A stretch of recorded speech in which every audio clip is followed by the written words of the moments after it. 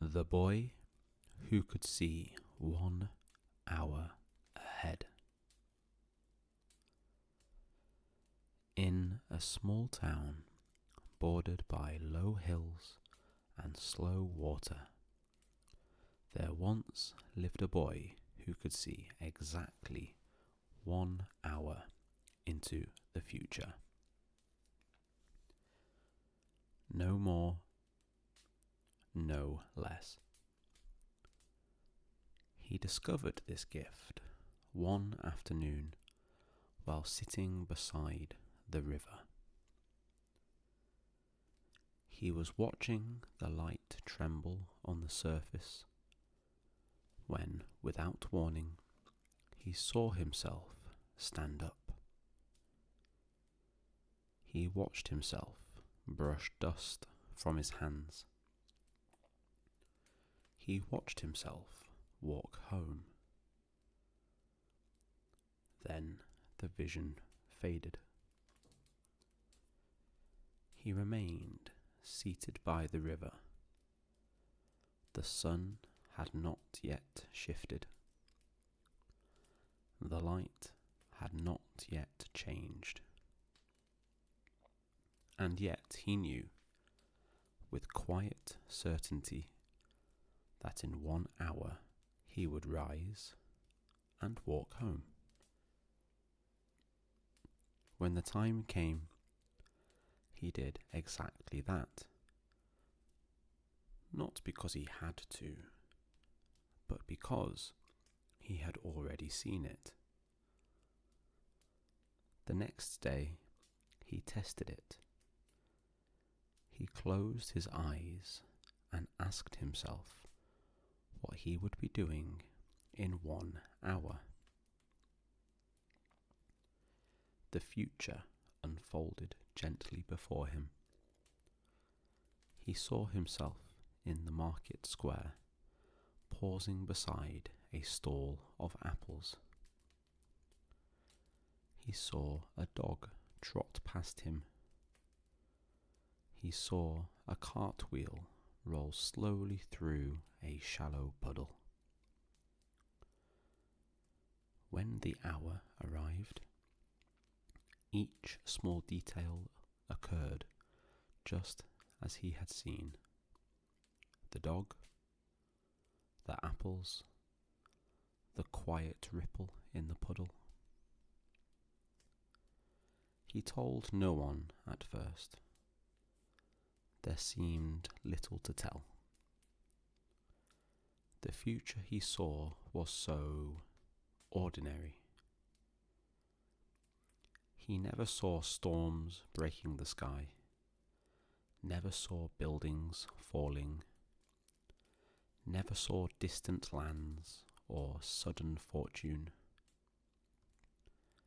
He saw kettles beginning to whistle, doors opening, shoes placed by thresholds. He saw his own hand reaching for bread before he felt hunger. He saw conversations begin, but only the first words. One evening, he tried to change what he had seen. He looked 1 hour ahead and saw himself sitting beneath the old elm tree at the edge of town. So, when the present hour came, he chose a different path. He walked instead toward the hills. He felt certain he had broken the pattern. But after some time, he came upon the elm tree from the other side. Without thinking, he sat down beneath it. The moment settled exactly as he had seen. He realized then that the future did not resist him, nor did it obey him. It simply waited. Word of his gift eventually spread. A baker asked him if the loaves would burn. "They will not," the boy replied, and they did not.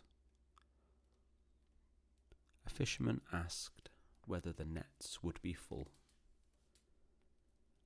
"They will be as they were yesterday," the boy said. And they were. Some people grew impatient.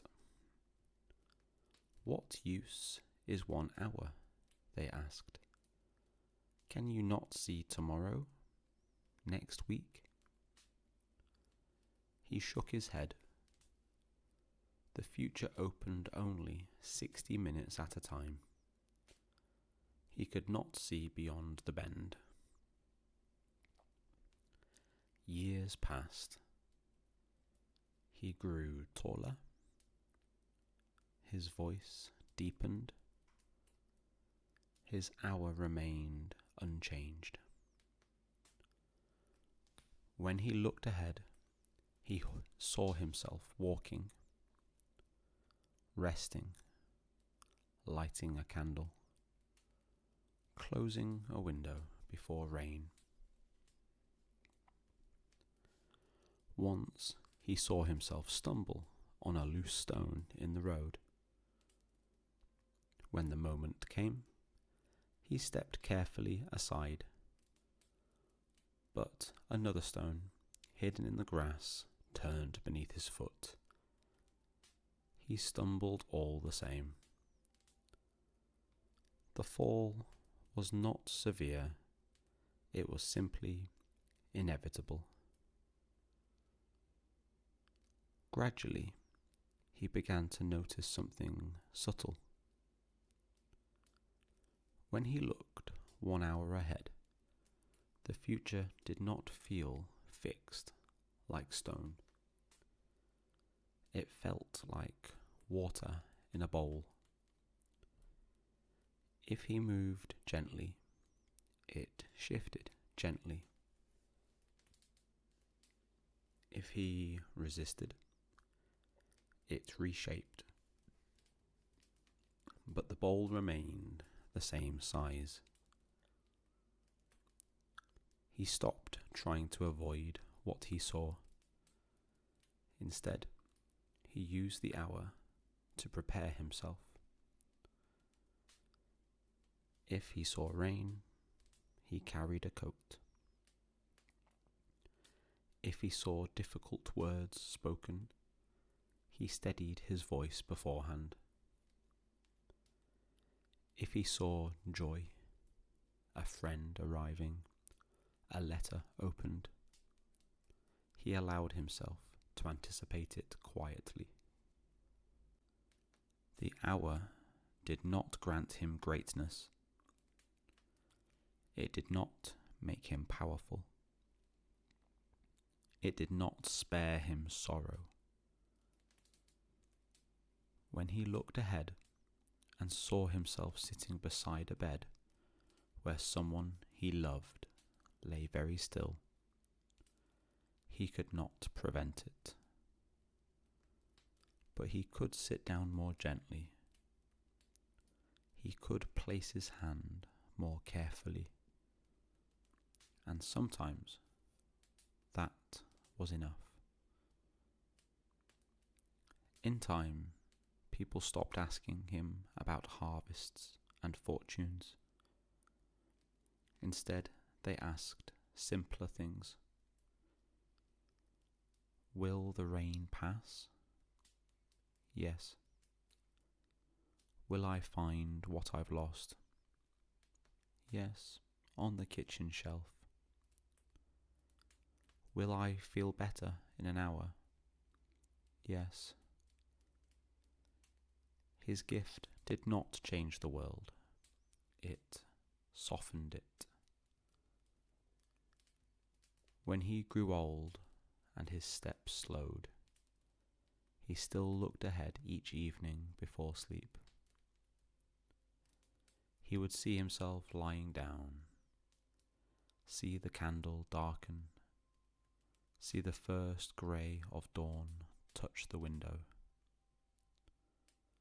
And when the hour arrived, he followed it calmly. He had learned that the future is rarely dramatic. It is made of small movements, small words, small returns. 1 hour is not enough to reshape a life, but it is enough to meet it gently. And so he lived, not ahead of time, not behind it, but exactly 1 hour in quiet understanding.